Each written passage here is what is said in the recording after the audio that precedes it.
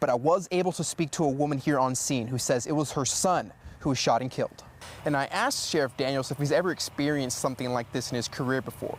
He says this is the first time, and hopefully it's the last. I first arrived in Monette around 4 this morning, and there are already utility crews working to repair the damage left by the tornado. You can even hear the chainsaw as workers are here at the city park working to remove trees from last night's storm. Hey guys, don't pay any attention to me this morning. I'm just getting today's classroom lesson all ready to go for the students here. As you can see, I'm already dressed up, ready for success. Now, I do have one confession I have to make. I've never been sledding before. I know what you're gonna say, Josh, you're 23 years old. You've never gone sledding before? Well, unfortunately, I haven't, but I have a new friend here, Gabby, and she's let me borrow a sled, and we're gonna go sledding for the very first time. Now, if you guys hear screaming, it's not gonna be from Gabby, it's gonna be from me. Are you ready, Miss Gabby? All right, we're ready to go. Reporting in Springfield, I'm Josh Pineda of Ozark Spring. Let's go, come on. Woo!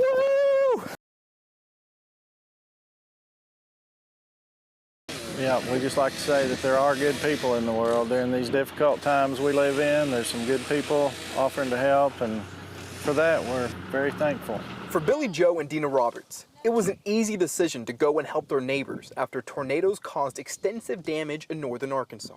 Everybody pulls together to help each other. Our church, the Bellefonte Church of Christ, just brought some food for us and drinks. It's just people helping people. But before they could go and lend a helping hand, the family had to take care of their property first. We didn't have any damage to our home. We had some damage to her car, and then I lost a barn in the thing, but no tree damage. No personal injuries. We're thankful. We're blessed. Yeah. Boone County Sheriff Roy Martin says his phone was ringing non-stop since 2:30 this morning as reports of damage started coming in, including at the county jail. We've got quite a bit of damage right here at the jail. The prisoners are all good. We're keeping them fed. Sheriff Martin says up to this point, they have confirmed 22 structures that have been destroyed in Boone County. 1 person died, and 1 child was airlifted to the Children's Hospital in Little Rock with injuries. During the aftermath of this tragic event, Sheriff Martin says he wants to thank the community for being so willing to help one another. We're a pretty tight community here, and we'll pull together, and we'll get her done. And I heard a couple gunshots, pop, pop, pop, and I did this because they sounded really close. I was a little nervous about it.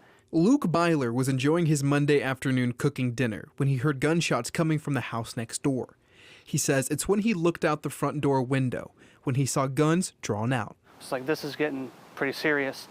And then I got a call from the Greene County Department, and they were like, hey, is this Luke? And I was like, yes. And they're like, all right, we need you to exit the front door and just go right and head to the next intersection to get past cop cars to get me safe. According to Greene County Sheriff Jim Arnott, their fugitive apprehension unit was out to arrest a suspect when they were met with gunfire, injuring one of the deputies. He was inside of a house. We approached the house. Subject started firing on deputies with a rifle, struck one of the deputies, and who was in stable condition. Sheriff Arnott tells me the deputy was saved by a very special piece of equipment that was donated by a member of the community. We didn't have in the budget enough money for rifle plates to protect our deputies. We had a local business owner about 1.5 years, 2 years ago donate rifle plates. This is the prime example. This rifle plate saved a deputy sheriff's life. The suspect is in custody and is facing several charges. Yeah, there were felony drug charges is what we were after him on, but now he'll pick up obviously a couple more charges. Beautiful city of God, we're marching. For 37 years, Springfield has held a march to reflect on the legacy of Dr. Martin Luther King Jr. We're marching up to Zion. First-time goer, but lifetime admirer, Tony Walker says he's lived in Springfield nearly his entire life. But today was the first time he marched. As I got older, I kind of realized what the importance of it, so now I'm really involved into it, so that's why I'm here today.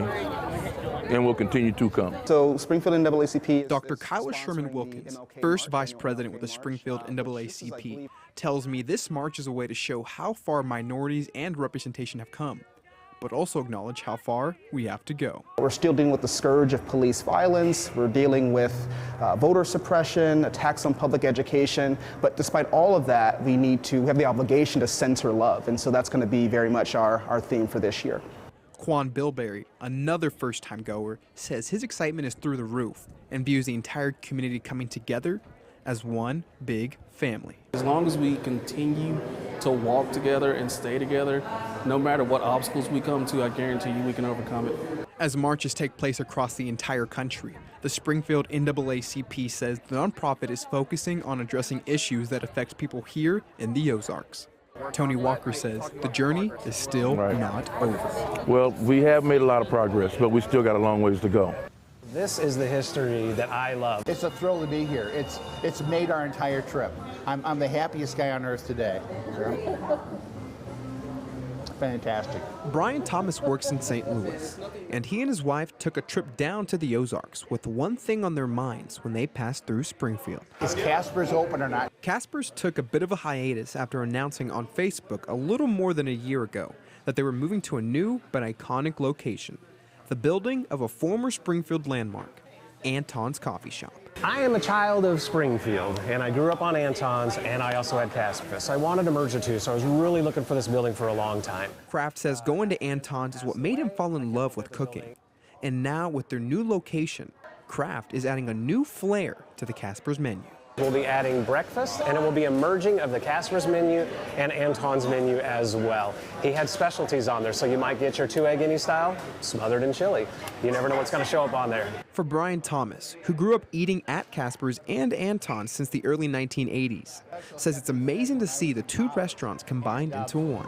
You know, I never considered the fact that when they came here, they would do something to preserve Anton's legacy, and I think that's just fantastic. Two iconic Springfield restaurants in one.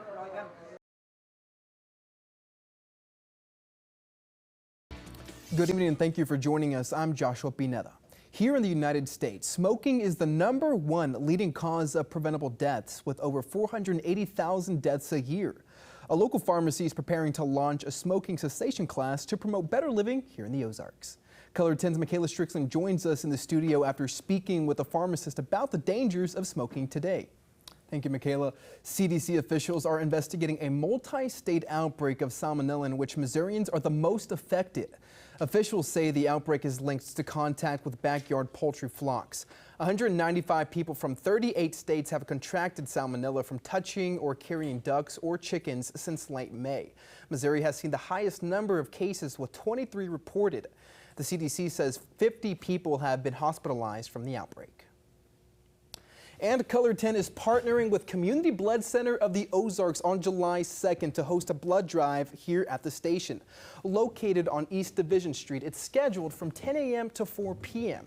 You can scan the QR code right there on your screen now to sign up. Those who donate will receive a free beach towel and a breakfast bagel sandwich voucher from McDonald's. A shocking scene at today's St. Louis Pride Fest and Grand Pride Parade as a group of pro-Palestinian protesters blocked the parade. The protesters gathered to oppose Boeing's sponsorship of this year's annual parade, linking arms and forming a line blocking the parade route. Boeing has been supplying weapons to Israel in the war against Hamas.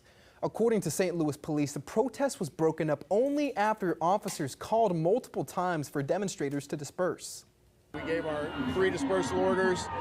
They did not respond by leaving the direction we asked them to do. Then at that point in time, we moved in to start effecting arrest. Police say they arrested multiple protesters. Turning now to weather coverage, thunderstorms fired up around the Ozarks last night, making way for a short-lived cool down today. But those temperatures, they're rising back up again. Let's bring in meteorologist Matt Hefner to tell us about returning chances of wet weather to our area this week. Matt, it's 4th of July week. Yeah, a lot of people have plans outside. I think rain's going to try to ruin any fireworks shows. Not saying 100% guarantee, but rain is in the forecast, especially once we get in the back half of the week.